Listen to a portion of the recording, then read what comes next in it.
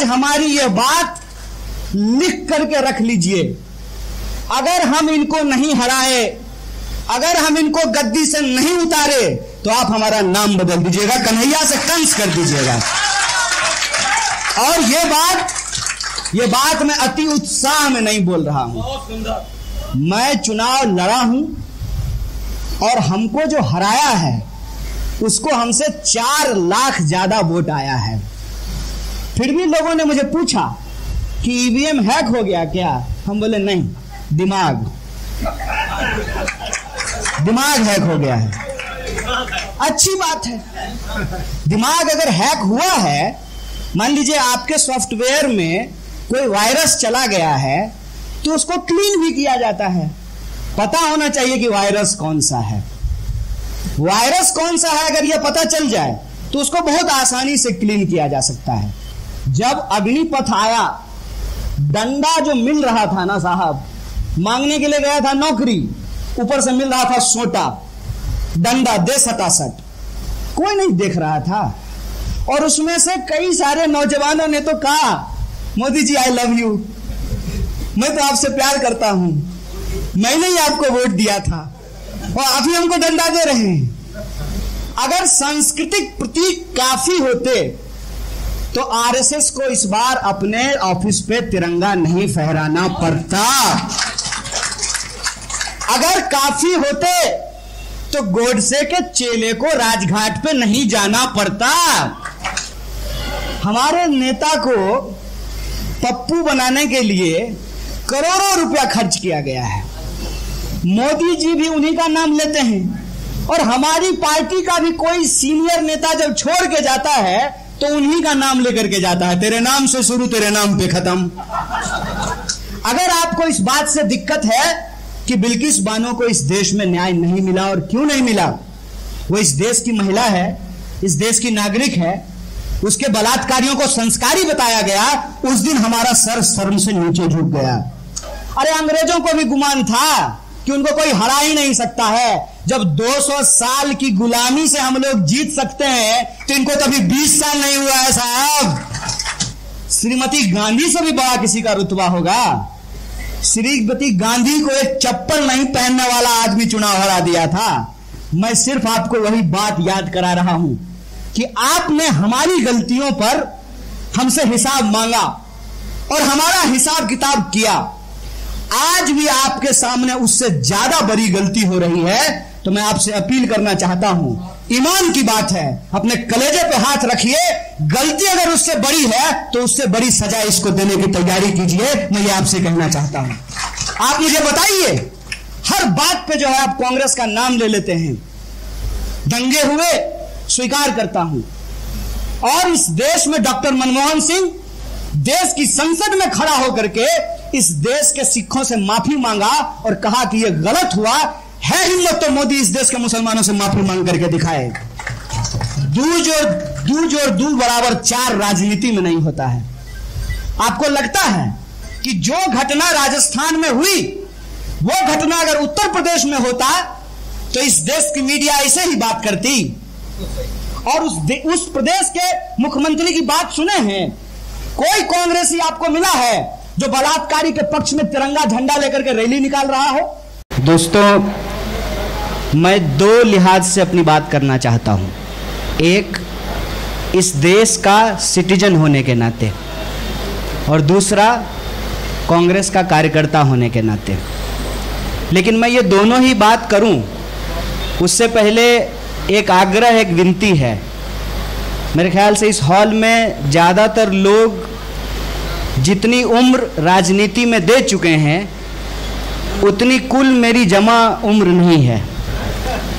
तो आप अपने घर में अपने बच्चों को माफ़ कर देते होंगे। आपका बच्चा भी जो है आपकी सारी बात नहीं मानता होगा। और मैं आपकी जानकारी के लिए बता दूं कि आप अपने बच्चों के इंस्टाग्राम को नहीं देख सकते हैं। क्यों? क्योंकि वो परिवार वालों को ब्लॉक करके रखता है। तो मैं तो कम से कम इतनी ईमानदारी बरत रहा हूं कि मैं आपके सामने खुले तौर पर जो भी कहूंगा वो कहूंगा, लेकिन माफी मैं पहले ही मांग लेता हूं। कोई बात अगर चुप जाए, कुछ बात थोड़ी सी इधर उधर हो जाए, तो सबसे छोटा बच्चा होने के नाते मुझे माफ कर दीजिएगा। बातचीत यहाँ बहुत सारी हो चुकी हैं, बड़े प्रबुद्ध लोग हैं, ज्ञानी लोग हैं। वैसे भी लखनऊ है, तहजीब का शहर है, और क्या आज हिंदुस्तान के इतिहास को अगर हम देखें तो कहते हैं उत्तर प्रदेश के बिना जो है भारत अपने आप में मुकम्मल नहीं होता है। और एक मज़ेदार वाक्य ये है कि जब देश को आज़ादी मिली तो सब राज्यों से कहा गया कि अपना अपना नाम भेजिए।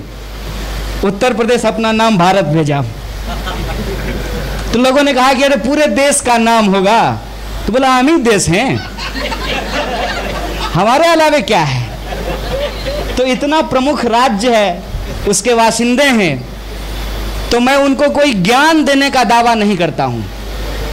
मेरे अपने कुछ अनुभव हैं नागरिक होने के नाते, और जो आज का विषय है उससे संबंधित जो मेरा विचार है मैं आपके बीच में रखूंगा। सबसे पहली बात तो हमारे जो पोडियम पे खड़े साथी हैं, पूर्व पत्रकार हैं, अभी भी पत्रकारिता करते हैं, इन्होंने कहा कि हिंदू मुस्लिम एकता की बात करनी होगी। सहमत हूं, बस शब्दों का फर्क होता है। शब्दों का फर्क ऐसे होता है कि आज असल लड़ाई भ्रम और सच का है।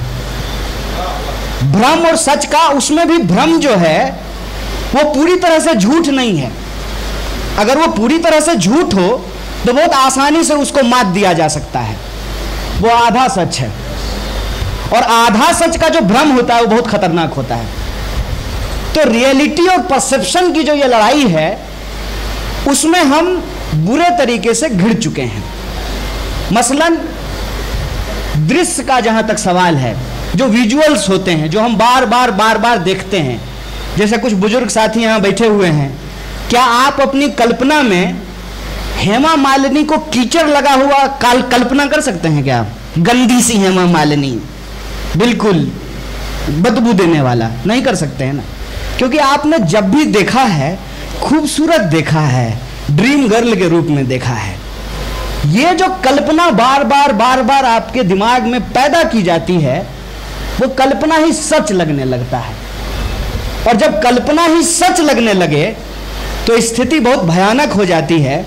इतनी भयानक हो जाती है कि घर की ही स्त्रियां सुंदर नहीं लगती हैं, और कल्पना की जो स्त्री है उसमें खोए रहते हैं। ये मैं रियलिटी और परसेप्शन का जो फर्क है उसको समझने के लिए बोल रहा हूं कि जैसे आज आप देखेंगे, एक बड़ा मजेदार चीज है, कोई भी व्यक्ति कांग्रेस पे मजाक कर सकता है, कोई भी, और देश की हर समस्या के लिए कोई भी मुंह उठा करके कह देगा कि कांग्रेस ही जिम्मेवार है। एक हमारे सीनियर नेता ने कहा कि कांग्रेस, देश जोरो से पहले कांग्रेस जोरो। तो मैं कहता हूं कि जैसी हालत देश की वैसी हालत कांग्रेस की। इस बात को समझना बहुत जरूरी है, क्योंकि यह भी विजुअल का खेल है। बार बार आपके दिमाग में अगर यह बात डाली गई है कि हेमा मालिनी खूबसूरत है और अमरीश पुरी विलेन है, तो अमरीश पुरी भी खूबसूरत हो सकता है, इस बात को आप मानेंगे ही नहीं, आप स्वीकार ही नहीं करेंगे। मैं किसी भी जलसे में जाता हूं और मुझे आलोचना से कोई दिक्कत नहीं है। किसी भी नेता का, किसी भी राजनीतिक दल का, किसी भी सरकार का भरपूर आलोचना होनी चाहिए, तभी जमहूरियत जिंदा है। तो आप कांग्रेस की आलोचना कीजिए, कोई दिक्कत नहीं है, बिल्कुल कीजिए, सहर्ष उसको स्वीकार करेंगे। लेकिन आपकी आलोचना भी कल्पना पे आधारित है, हेमा मालिनी की तरह ड्रीम गर्ल। सच से हमारा वास्ता हो और सच के आधार पर अगर आलोचना हो तो उससे कोई रास्ता निकलेगा। अब जैसे अक्सर मैं लोगों से सुनता हूं कि कह देते हैं कि कांग्रेस पार्टी भी सॉफ्ट हिंदुत्व करती है, तो क्रीम बेच रहे हैं, हार्ड क्रीम पांव में लगाने वाला भाजपा और सॉफ्ट क्रीम कांग्रेस मुंह में लगाने वाला। राजनीतिक विचारधारा एक विचारधारा होती है। बिल्कुल साहब ने वो अभी कानपुर वाले साहब ने दिखाया कि तेजाब की एक बूंद डालिए कि एक बाल्टी डाल दीजिए, दूध फट जाएगा। कम्युनलिज्म, सांप्रदायिकता एक राजनीतिक विचारधारा है। या तो हम सांप्रदायिक हैं या हम सांप्रदायिक नहीं हैं। अगर हम सांप्रदायिक हैं तो फिर इस तरह का कोई भ्रम हमारे दिमाग में नहीं होना चाहिए। इसका मतलब यह है कि इस देश में पक्ष और विपक्ष दोनों सांप्रदायिक हो चुके हैं, और जो धर्मनिरपेक्ष लोग हैं 8 लाख लोग जो है वो पासपोर्ट छोड़ चुके हैं भारत का, विदेश जाके बस चुके हैं। बिना किसी देरी के गोष्ठी में समय बर्बाद मत कीजिए, पासपोर्ट बनवाइए, वीजा लीजिए और जल्दी से बाहर जाइए। बिल्कुल स्पष्ट और सीधी बात। अगर हम सांप्रदायिक नहीं हैं, अगर हम सांप्रदायिक नहीं हैं तो भरोसा कीजिए, और भरोसा कीजिए। और मेरी उम्र जो है बहुत कम है, प्यार करने का उम्र है, शादी करने का, बाल बच्चा पैदा करने का उम्र है, बढ़िया नौकरी करके, बढ़िया घर बना करके, बढ़िया कार लेकर के हम भी इंस्टाग्राम पे रील बना करके डालना चाहते हैं। इस उम्र में अगर हम कुछ कर रहे हैं तो भरोसा कीजिए, हम आपको नाउम्मीद करने के लिए यहां नहीं आए हैं। आज हमारी यह बात लिख करके रख लीजिए, अगर हम इनको नहीं हराए, अगर हम इनको गद्दी से नहीं उतारे तो आप हमारा नाम बदल दीजिएगा, कन्हैया से कंस कर दीजिएगा। और ये बात मैं अति उत्साह में नहीं बोल रहा हूं। मैं चुनाव लड़ा हूं और हमको जो हराया है उसको हमसे 4 लाख ज्यादा वोट आया है। फिर भी लोगों ने मुझे पूछा कि ईवीएम हैक हो गया क्या? हम बोले नहीं, दिमाग हैक हो गया है। अच्छी बात है, दिमाग अगर हैक हुआ है, मान लीजिए आपके सॉफ्टवेयर में कोई वायरस चला गया है तो उसको क्लीन भी किया जाता है। पता होना चाहिए कि वायरस कौन सा है। वायरस कौन सा है अगर यह पता चल जाए तो उसको बहुत आसानी से क्लीन किया जा सकता है। हमारे एक मित्र वाजपेयी जी ने कहा कि यह मसला पूर्णतः राजनीतिक है। सहमत हूं इस बात से। सांप्रदायिकता का सवाल एक राजनीतिक सवाल है। दिक्कत इसमें एक चीज की है जिसको मैं यहां जोड़ रहा हूं कि यह राजनीति के प्रतीकों से नहीं आता है, यह धर्म और संस्कृति के प्रतीकों से आता है। मसलन मैं मिथिला का रहने वाला हूं, मेरा नाम कन्हैया है, मेरी मां का नाम मीना है, मेरे पिताजी का नाम जयशंकर है और मेरे दादा का नाम मंगल है। बताइए, है ना सारे हिंदू धर्म के प्रतीक। और मैं जिस प्रदेश से आता हूं, जिस इलाके से आता हूं, कहते हैं कि वो माता जानकी की जन्मभूमि है। और माता जानकी की जन्मभूमि होने के चलते बारात भले पड़ोस के गांव से आ रहा हो, लेकिन बारातियों के स्वागत में जो गाना गाया जाता है उसमें वह हर बारात जो है अवध से आती है, अवध नगरिया से अइले बरियतिया। और कभी भी भगवान प्रभु श्री राम का नाम माता जानकी के नाम के बिना नहीं लिया जाता है। हमारे यहां सियापति रामचंद्र की जय बोलते हैं।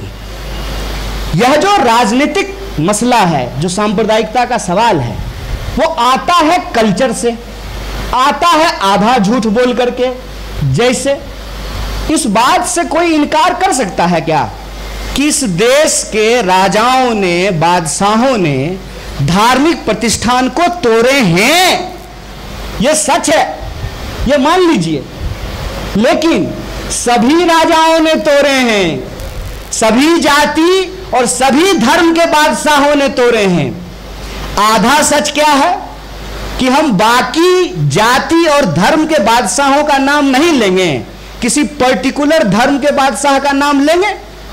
और इस आधा झूठ से और आधा सच के कॉम्बिनेशन से आज की जो पीढ़ी है उसको कंफ्यूज करना बहुत आसान है। और इस बात को हम स्वीकार करते हैं कि हम कंफ्यूज हैं। हमारे सामने चॉइस की दिक्कत नहीं है, बहुत चॉइस है। हमारे सामने उस चॉइस में से कौन सा चॉइस चुना जाए इसकी दिक्कत है। जैसे आप अपनी जवानी में कहीं से खाना मंगा सकते थे, ऐप पे हम मंगा सकते हैं। आप जो है डेट लड़की ढूंढ सकते थे, ऐप पे हम ढूंढ सकते हैं। लड़की मिलती है ऐप पे और लड़की को लड़का मिलता है ऐप पे, और उस पर लिखा रहता है कि क्या चाहिए, प्यार मोहब्बत शादी की बस ऐवी, बकायदा क्लियर कट ऑप्शन होता है। तो आप कौन से दौर में जी रहे हैं, उस दौर को समझना बहुत जरूरी है। हमारे सामने चॉइस का दिक्कत नहीं है, हम जोमेटो पे कंफ्यूज रहते हैं कि कौन सा चिकन खाएं। बताइए, चिकन का तो कोई जाति नहीं होता है ना, लेकिन चिकन का कई प्रकार होता है, मलाई, अफगानी, बटर, कढ़ाई, इतने नाम की पूछिए मत। कई बार तो होटल वाला अपने ही नाम से एक अलग चिकन शुरू कर दिया है, बिल्कुल नए धर्म की तरह। हमारे सामने चॉइस की दिक्कत नहीं है, हमको क्लियर कट चॉइस लेने की जरूरत है। और जब हम अपने जीवन में इन मसलों से जूझ रहे हैं कि इंजीनियरिंग पढ़ें कि मेडिकल करें, अगर इंजीनियरिंग कर लिए हैं तो कौन सा लें, मैकेनिकल लें, केमिकल लें, कंप्यूटर साइंस लें, इंजीनियरिंग करने के बाद क्या करें, एमबीए करें कि जो है यूपीएससी की तैयारी करने लगे, यूपीएससी की तैयारी करेंगे तो कौन सा ऑप्शनल लें, ज्योग्राफी लें कि सोशियोलॉजी लें कि हिस्ट्री लें। पापा और मम्मी में कंफ्यूज है कि ज्यादा मानते कौन है। जीवन में जब इतना कंफ्यूजन होगा तब आप सब लोग ये उम्मीद लगाए बैठे हुए हैं कि हम राजनीतिक चॉइस आसानी से ले लें। हम राजनीतिक चॉइस आसानी से नहीं ले पाएंगे। राजनीतिक चॉइस लेने में, हे बुजुर्गों, आप हमारी मदद कीजिए। आपको मैं ये बात इसलिए कह रहा हूं कि आप कंफ्यूज कर रहे हैं और ज्यादा। हम ये पॉलिटिकल चॉइस लेने के लिए तैयार हैं कि इस देश की राजनीति, उसके मुहावरे बदलने चाहिए। उन मुहावरों में वो सारे सवाल को एड्रेस किया जाए जिसको इस देश की राजनीतिक डिस्कोर्स से बाहर कर दिया गया है। कौन सा है वो डिस्कोर्स? वो डिस्कोर्स है कि मैं सिंपली ये समझना चाहता हूं कि कोरोना आया, धर्म पूछ करके हुआ, एकता देखिए हिंदू मुसलमान हो गई थी वहां पे, दोनों को सिलेंडर नहीं मिल रहा था ऑक्सीजन का, हुई ना हिंदू मुसलमान एकता? दोनों को जगह नहीं मिल रहा था, अस्पताल में बेड नहीं मिल रहा था, दोनों को कब्रिस्तान और शमशान में जगह नहीं मिल रहा था। बताइए कितना बढ़िया हिंदू मुसलमान एकता हो गया। डेंगू होता है, वहां भी हिंदू मुसलमान एकता हो जाती है। डेंगू होते ही दोनों का प्लेटलेट सी गिरता है, हिंदू का भी, कन्हैया का भी प्लेटलेट सी गिरेगा और कामरान का भी प्लेटलेट सी गिरेगा। अब दोनों को पपीता का पत्ता पीना पड़ेगा, दूसरा कोई इलाज काम नहीं आता है। फिर मैं तीसरी जगह बताता हूं हिंदू मुसलमान एकता। पेट्रोल का जो मीटर होता है वो ना टोपी देख करके रुकता है ना तिलक देख करके रुकता है, एकदम सरासर दौड़ता है, 100 से पहले तो रुकने का नाम ही नहीं लेता है। उसके बाद जब अग्निपथ आया, डंडा जो मिल रहा था ना साहब, मांगने के लिए गया था नौकरी, ऊपर से मिल रहा था सोटा, डंडा दे सटासट, कोई नहीं देख रहा था। और उसमें से कई सारे नौजवानों ने तो कहा, Modi ji I love you, मैं तो आपसे प्यार करता हूं, मैंने ही आपको वोट दिया था और आप ही हमको डंडा दे रहे हैं। ये मसले हैं, इन मसलों पर हम एक स्पष्ट राजनीतिक विकल्प चाहते हैं और उस पर अगर एक स्पष्ट राजनीतिक विकल्प मिल जाए तो मैं दावे से कहता हूं हिंदू मुसलमान की एकता ना किसी राजनीतिक दल ने बनाई है, ना किसी राजनीतिक दल की कुवत है कि वो उसको समाप्त कर देगा। यह है संभव कि कोई हमको हमारे इतिहास से काट करके दिखा दे। जब गाना बजेगा कि मन तरपत हरिदर्शन को आज हिंदू के मंदिरों में, तो उस गाना को लिखा एक मुसलमान है, उसका म्यूजिक एक मुसलमान ने दिया है, उसको गाया एक मुसलमान ने। जब हम तिरंगे को देखते हैं और हम कहते हैं, इसको समझिए, अगर सांस्कृतिक प्रतीक काफी होते तो आरएसएस को इस बार अपने ऑफिस पे तिरंगा नहीं फहराना पड़ता। अगर काफी होते तो गोडसे के चेले को राजघाट पे नहीं जाना पड़ता। और स्पष्ट राजनीतिक विकल्प की बात कर रहे हैं। मैं किसी पार्टी के विरोध में नहीं बोल रहा हूं, लेकिन एक नई सरकार पंजाब में बनी, गांधी की तस्वीर को गायब कर दिया। जब शराब का मसला आया तो राजघाट पे पहुंच गए। बोलिए, अगर मैं गलत हूं तो मेरी बात को काटिए। दिल्ली में लोग ड्राई डे का मतलब ही समझते हैं 2 अक्टूबर, और शराब के मसले को गांधी जी के साथ राजघाट पे क्या दृश्य था। सुबह शाम गोडसे को प्रणाम। जिस सत्ता में आए तो तुरंत आ गए रघुपति राघव राजा राम, पतित पावन सीताराम। इसको समझना पड़ेगा। देश न एक दिन में बनता है, न देश को एक दिन में, कुछ साल में कोई खत्म कर सकता है। प्रॉब्लम क्या है कि हम थोड़े से दृष्टि दोष में फंस गए हैं। दृष्टि दोष क्या होता है कि जादूगर आएगा मंच पे और वो ऐसी ऐसी हरकत करेगा कि आपका ध्यान ज्यों ही इधर उधर हुआ कि हाथ की सफाई से जो है वो आपको जादू करके दिखा देगा। और ये मेरा व्यक्तिगत अनुभव है, इसीलिए मैंने कहा कि मैं पहले हिस्से में सिटीजन के तौर पे मेरे जो अनुभव है मैं वो आपसे साझा करूंगा। कि मैं एक बार स्कूल से लौट रहा था, एक जादूगर जादू दिखा रहा था रेलवे स्टेशन के बाहर। मेरा स्कूल स्टेशन के बिल्कुल बगल में था। उसको हमने देखा कि वो कागज से नोट बना दिया। एक तो ये भी जादूगर है जो 500 और 1000 के नोट को कागज बना दिया। वो जो जादूगर था वो कागज से नोट बना रहा था। तो हमको लगा कि बड़ा बेहतरीन चीज है, क्योंकि माँ से हम जब भी पूछते थे कि मम्मी पढ़ने का मन नहीं कर रहा है, तो मम्मी यही कहती थी, बेटा पढ़ोगे नहीं तो नौकरी नहीं मिलेगी, नौकरी नहीं मिलेगी तो घर कैसे ठीक होगा, कैसे जो है अच्छा जीवन जियोगे, शादी ब्याह कैसे होगा। तो पढ़ने का मोटिवेशन ही नौकरी था। नौकरी का मतलब पैसा कमाना, पैसा कमाने का मतलब सुख सुविधा, अच्छी जिंदगी। तो हमको लगा कि अगर ये जादू सीख लें तो फिर तो पढ़ने की जरूरत है नहीं, ये कागज से जो है नोट बना लेंगे। इतने में क्या हुआ कि जादू का शो खत्म हुआ और वो जादूगर पैसा मांगना शुरू कर दिया।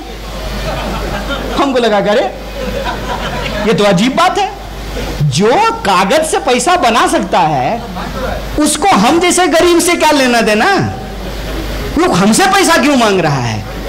वो मेरे पास में आया और मैंने बड़ी मासूमियत से जो है अपना कॉपी उसको दे दिया, कहा कि नोट बना लीजिएगा। बोला अजीब बुड़वक लड़का है, कि कागज से नोट कैसे बना लेंगे, वो तो जादू है ना। हम बोले जादू सच नहीं होता है। बोला जादू सच नहीं होता है, सच सच होता है, जादू भी भला सच होता है। ये जो उस वक्त मेरी समझदारी बनी, मैं तब से जो है जीवन के हर पहलू पर, जीवन के हर मोड़ पर इसको परख करके देखना चाहता हूं। अब मैं जो भी बात कहूंगा वो एक कांग्रेस के आम कार्यकर्ता होने के चलते कहूंगा। एक बात आप सब लोग बताइए कि कांग्रेस अगर इतनी गई गुजरी है, हमारे नेता को पप्पू बनाने के लिए करोड़ों रुपया खर्च किया गया है, मोदी जी भी उन्हीं का नाम लेते हैं, और हमारी पार्टी का भी कोई सीनियर नेता जब छोड़ के जाता है तो उन्हीं का नाम लेकर के जाता है, तेरे नाम से शुरू तेरे नाम पे खत्म। आखिर मसला क्या है। कोई व्यक्ति अगर इतना ही गया गुजरा है, कोई पार्टी अगर इतनी ही गई गुजरी है, फिर उसका नाम भी लेकर के हम अपना वक्त क्यों बर्बाद कर रहे हैं। पहला प्रश्न आप ये सोच करके देखिए। जो ही आप इस प्रश्न को सोचेंगे तो ही आपको जवाब मिलना शुरू हो जाएगा। एक, कांग्रेस पार्टी सिर्फ एक पार्टी नहीं है, ये इस देश की विचारधारा है, इस बात को हमको मानना पड़ेगा। और इस देश की विचारधारा ही पूंजीवादी विचारधारा भी है, इस देश की विचारधारा ही समाजवादी विचारधारा भी है, इस देश में ही सांप्रदायिकता भी पैदा हुआ है, और तभी हमको धर्मनिरपेक्षता की जरूरत पड़ी है। इस देश में ही जातिवाद था, इस देश में ही जातिवाद है। अभी हम आप सबने देखा ना कि कैसे जातिवादी घरे से पानी पीने के चलते एक मासूम को अपनी जान गंवानी पड़ी, कैसे एक महिला को उसके नाम के चलते धार्मिक उन्माद में होने वाले दंगे में जो उसके साथ बर्ताव किया गया, और जब देश का प्रधानमंत्री लाल किले के प्राचीर से खड़ा होकर के नारी सम्मान की बात कर रहा था, उस वक्त बलात्कारियों को संस्कारी बताने का कुत्सित प्रयास चल रहा था। यह सब इसी देश में हो रहा है। तो जब मैं कहता हूं कि कांग्रेस इस देश की है, तो फिर कांग्रेस सब कुछ है। कांग्रेस मजदूरों का मजदूर एकता भी है और पूंजीवादी लूट भी है। कांग्रेस में अगर जातिवाद आप ढूंढेंगे तो सामाजिक न्याय के भी पक्ष हैं। कांग्रेस में अगर आपको तमाम तरीके के अंतर्विरोध दिखाई देते हैं तो उस अंतर्विरोध से निकलने का रास्ता भी है। और मैं पूरी ईमानदारी से आपके सामने बोल रहा हूं कि वो रास्ता हमको नजर आया है, इसीलिए हम उस तिरंगे को थाम करके खड़े हुए हैं।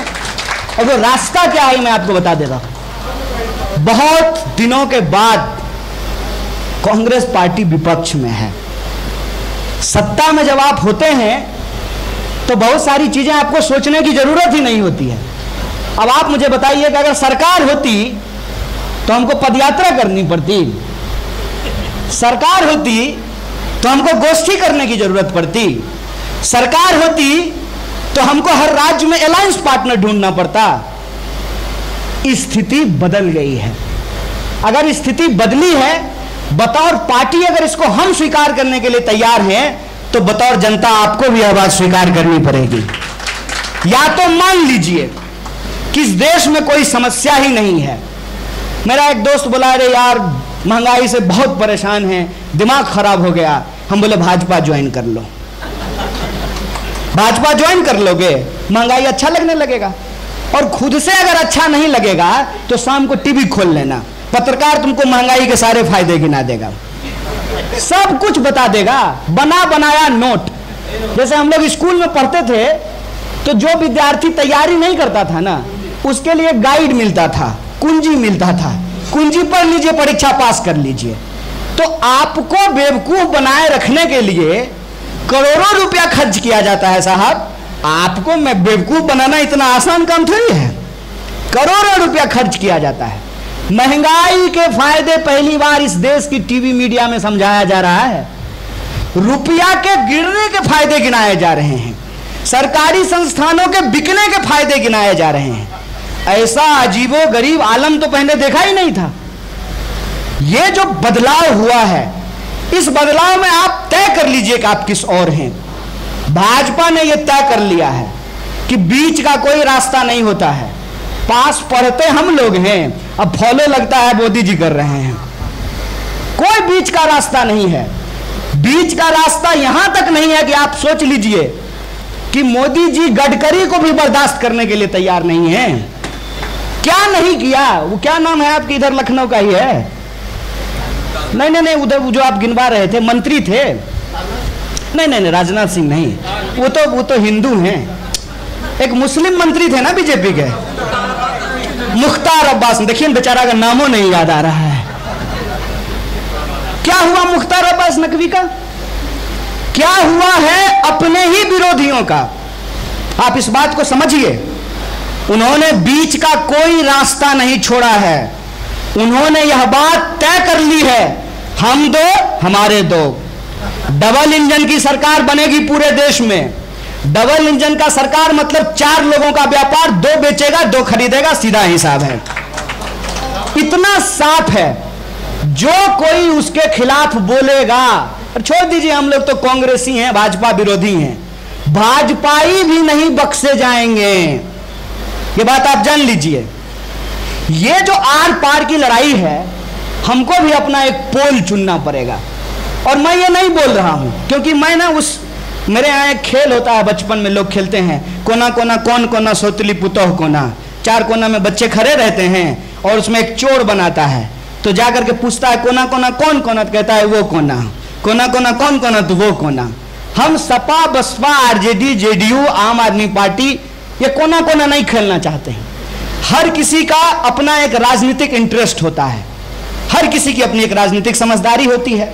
मैं ये दावा नहीं कर रहा हूं कि मेरी राजनीतिक समझदारी सबसे अच्छा है, लेकिन मैं जितना देख पा रहा हूं तो मैं ये देख पा रहा हूं, अगर इस बात में किसी की असहमति हो तो मैं मानने के लिए तैयार हूं, कांग्रेस के बिना इस देश में कोई मुकम्मल विपक्ष नहीं बन सकता है, यह सच है।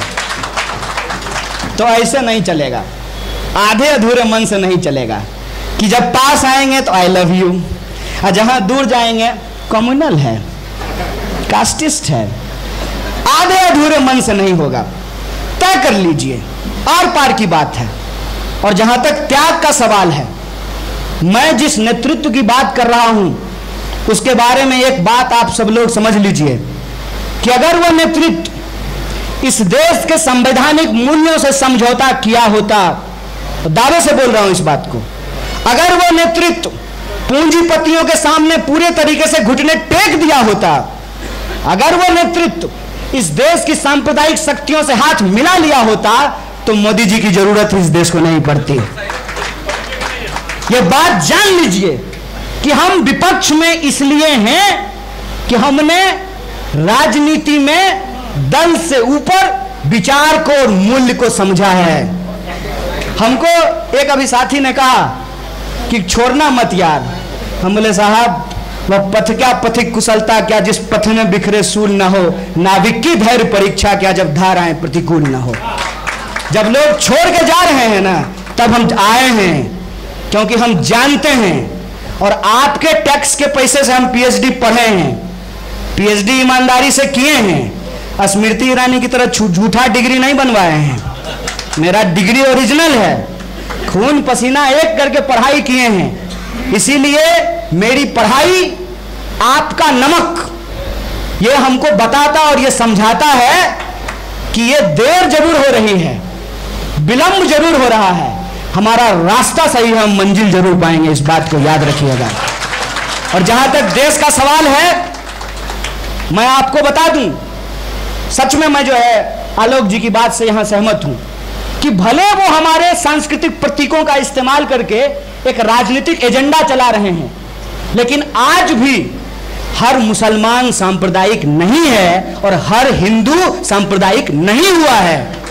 अगर ऐसा हो गया होता तो ये गोष्ठी ना लखनऊ में नहीं हो रहा होता, तिहाड़ जेल में हो रहा होता।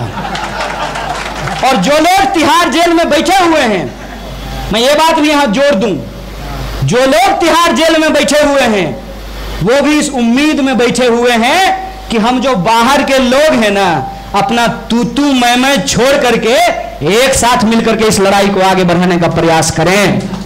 और जब हम एक साथ मिलने की बात करते हैं तो कुछ बात बिल्कुल सीधी है। देखिए, प्रधानमंत्री तो कोई एक ही आदमी बनेगा ना, मुख्यमंत्री भी कोई एक आदमी बनेगा, एमपी 545 बनेगा, और हर राज्य की अपनी असेंबली का फिक्स सीट है, तो सब सीट पे तो कोई ना कोई बैठा हुआ ही है ना। अगर आपको लगता है कि राजनीति मुख्यमंत्री और प्रधानमंत्री के लिए करनी है सिर्फ, तब तो कोई वैकेंसी नहीं है, खाली ही नहीं है। कोई राज्य ऐसा है जहां मुख्यमंत्री नहीं है? जहां मुख्यमंत्री अगर नहीं होता है तो पहले भाजपा जो है वो ईवीएम नहीं तो एटीएम, कोई ना कोई जुगाड़ करके, अगर बहुमत नहीं मिलता है तो मुख्यमंत्री ही खरीद के ले आता है। सवाल क्या है? सवाल यह है कि इससे आपको तकलीफ हो रही है कि नहीं हो रही है। अगर तकलीफ नहीं हो रही है तब तो बम बम कीजिए, क्या दिक्कत है, क्यों परेशान हो रहे हैं? बढ़िया जो है खाइए, बढ़िया मिठाई, बढ़िया कबाब, घूमिए जो है भूल भुलैया इमामबाड़ा, क्यों परेशान हो रहे हैं?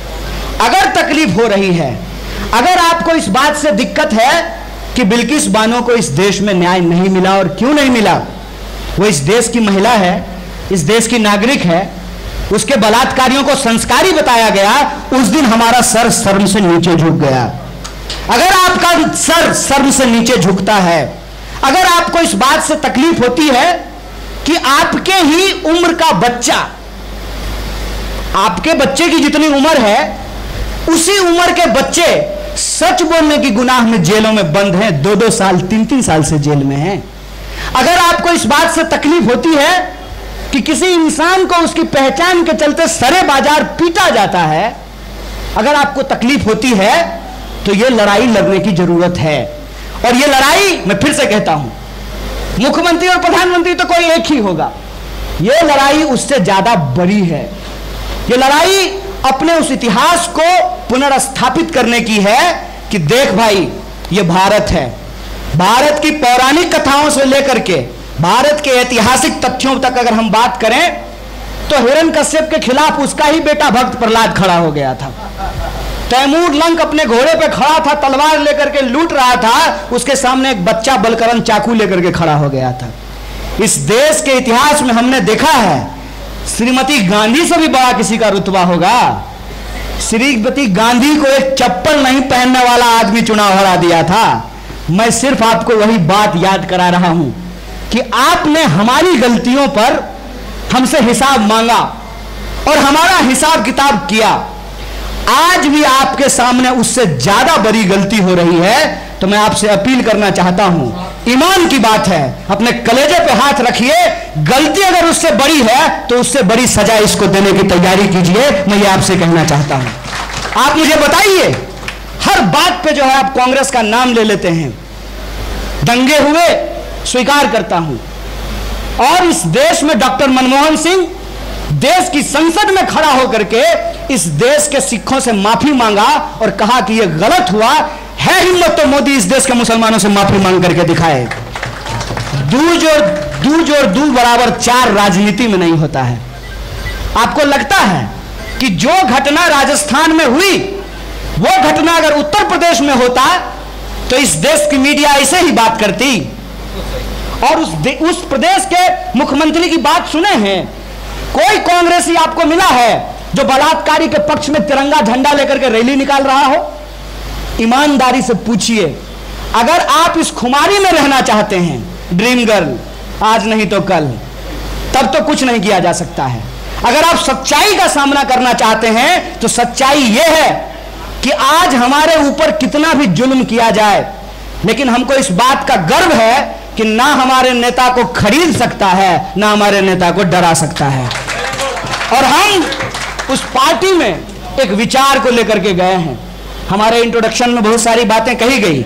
शोएब साहब चले गए रिहाई मंच वाले, उन्होंने कहा कि तब आप सीपीआई में थे।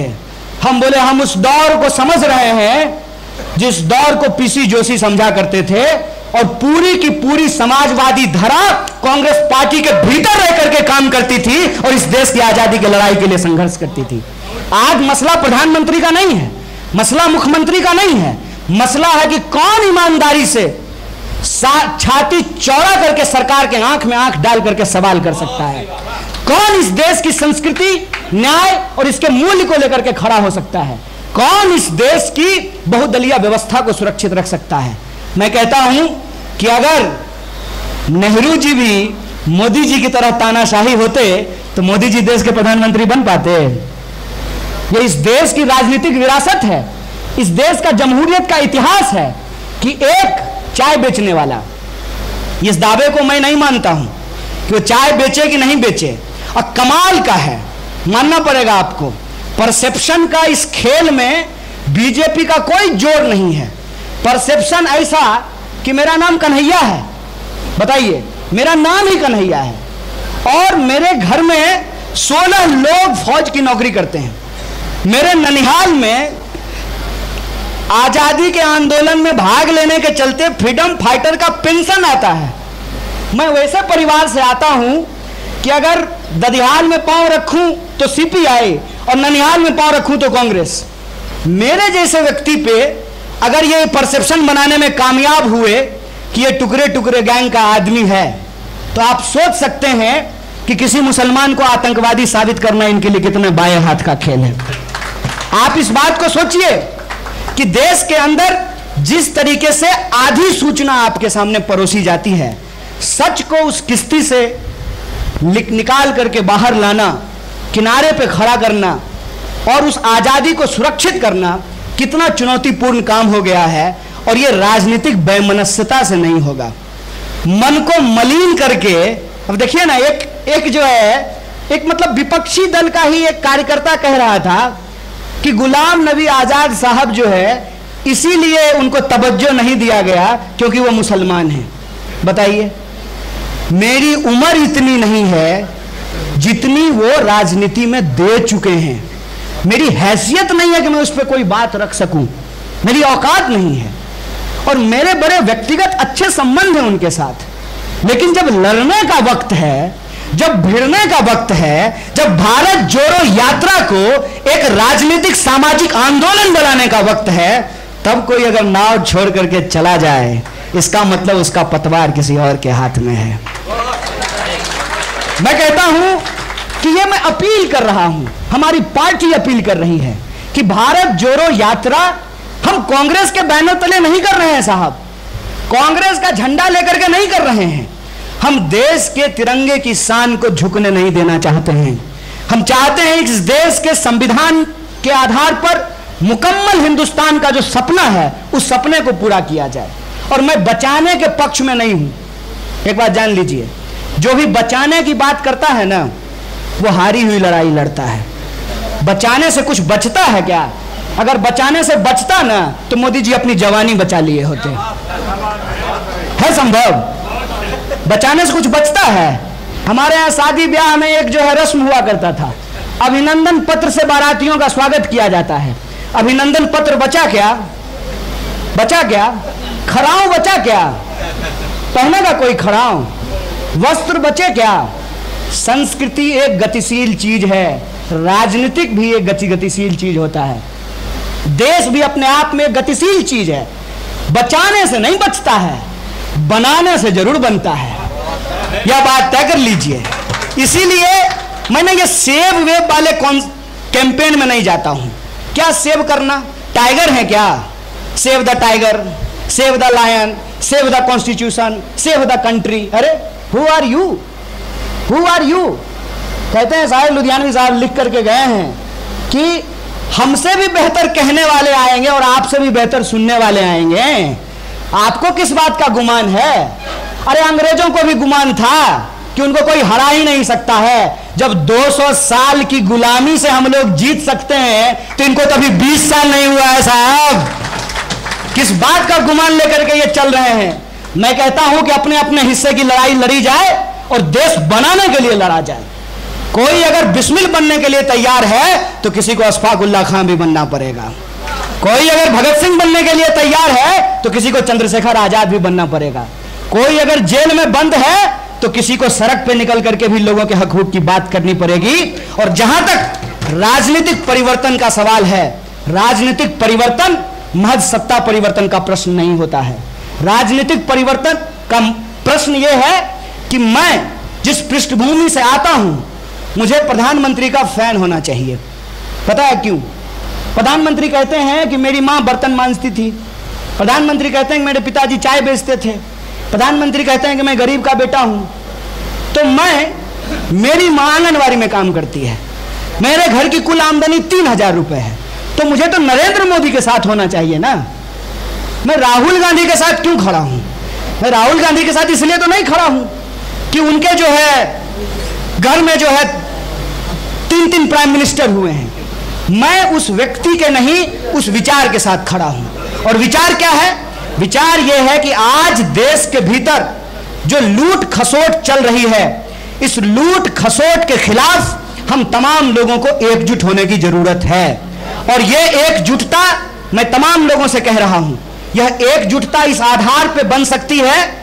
देखिए, पति पत्नी के बीच में भी ना सारी बातों पे सहमति नहीं होती है। मैंने आपको कहा कि आपका बच्चा ही आपकी सारी बात को नहीं मानता है। हम तो फिर भी राजनीतिक दल हैं, सारी बात पे सहमति नहीं हो सकती है। एक बात पे सहमति हो सकती है, अगर हम मिनिमम अंडरस्टैंडिंग पे मैक्सिमम यूनिटी बनाने का अगर प्रयास करें तो। मिनिमम अंडरस्टैंडिंग पे मैक्सिमम यूनिटी कैसे बनती है? कोई भी मानेगा।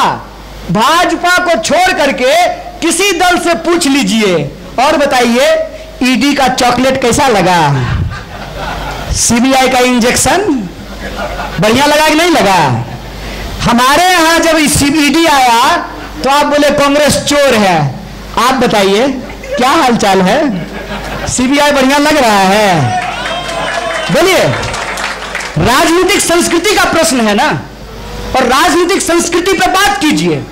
आज इस देश के भीतर कोई भी व्यक्ति, मैं तो कहता हूं भाजपाई, जल्दी ही गडकरी देश के पहले अग्निवीर मंत्री होने वाले हैं।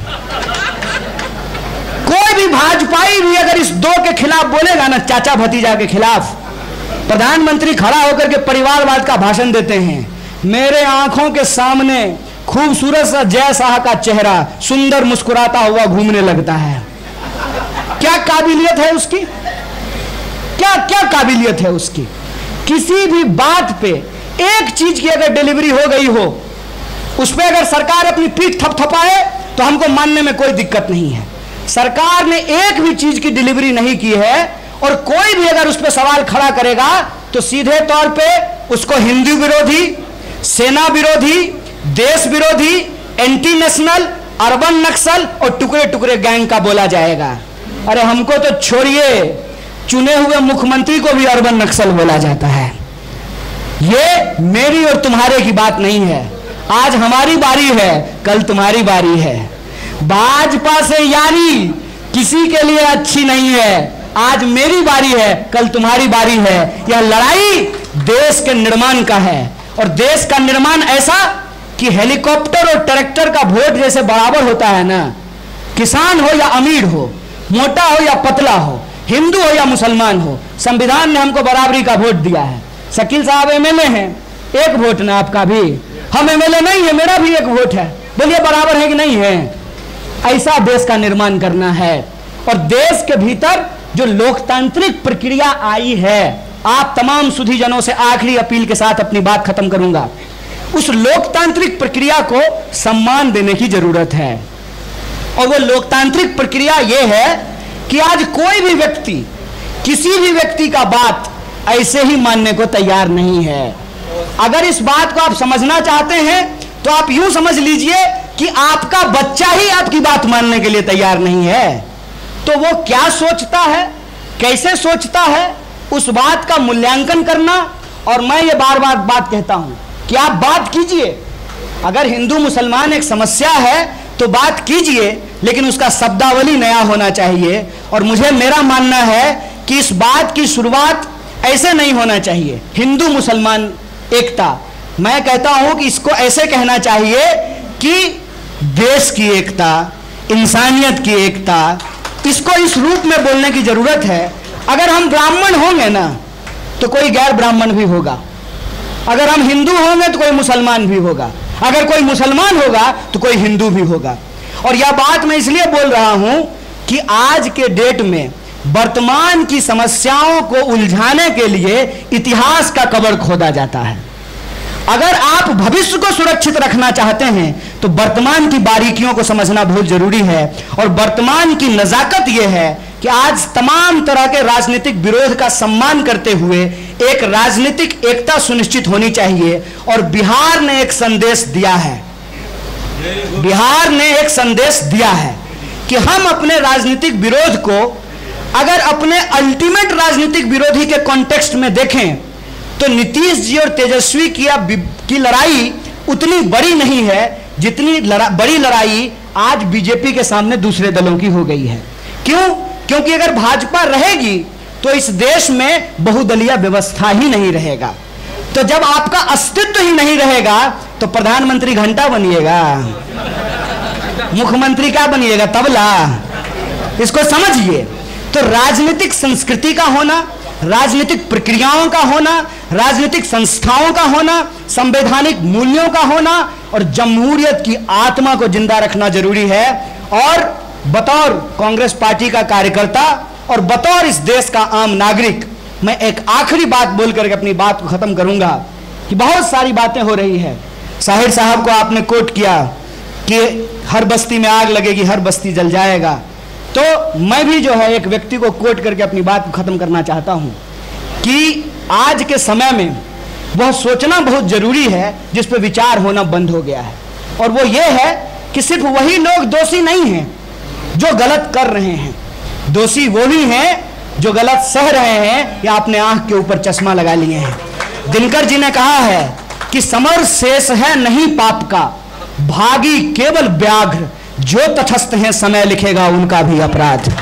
तटस्थता से बाहर आइए, या तो हम सही हैं, हमारे साथ दिल मिलाकर के चलिए, मजबूरी का गठबंधन मत कीजिए, दिल मिलाकर के साथ चलिए कि दोस्ती हमारी इस बात पर टिकी है कि कम से कम सामने वाला दुश्मन का चेहरा क्लियर कट दिखता है। हम कहते हैं कि ये दुश्मन चुनने का वक्त है, दोस्त अपने आप हमको मिल जाएंगे। अगर हम भाजपा के खिलाफ नहीं होते तो आप सब हमको सुनने के लिए आते क्या? तो हमने ये तय किया है कि हमको किसके विरोध में खड़ा होना है, किसके साथ खड़ा होना है, ये अपने आप तय हो जाता है। और इस देश में कांग्रेस पार्टी इस देश की सबसे महत्वपूर्ण विपक्षी पार्टी होने के नाते अपने भीतर सब तरह का बदलाव करने के लिए तैयार है। हम सड़कों पर उतरने के लिए तैयार हैं। आप भी अपना दिल बड़ा कीजिए, कदम से कदम मिलाइए, भारत को जोड़िए, नया भारत का सचमुच का निर्माण करेंगे। बहुत बहुत शुक्रिया, बहुत बहुत धन्यवाद।